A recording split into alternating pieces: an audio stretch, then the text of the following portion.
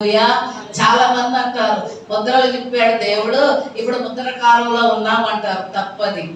7 ఏళ్ల శ్రమ కాలం రావాలి అంటే మొదట భ్రష్టత్వం సంభవించాలి, పాప పురుషుడు బయలుపరచబడాలి, అంటే అంత్యక్రీస్తు బయటికి రావాలి. అప్పుడు ముద్రలు విప్పబడతాయి. 7 ముద్రలు విప్పబడినప్పుడు, ఒక్కొక్క ముద్ర విప్పబడినప్పుడు ఒక్కొక్క శ్రమ భూమి మీద ఉంటది. అవన్నీ చూసి యోహాను భక్తుడు రాసి మనకు చెప్పాడు. ఎందుకంటే సిద్ధపడండి రా బాబు, ఏమి తిందమా, ఏమి తాగుదమా, ఏమి సుఖించుదమా, ఏ రీతిగా హ్యాపీగా ఉందమా కాదురా.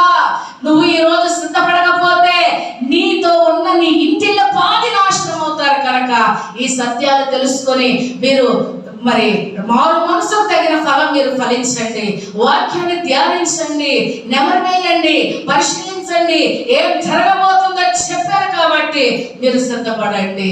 మహారోదన దినాలు, మహావిలాప దినాలు రాబోతున్నాయి.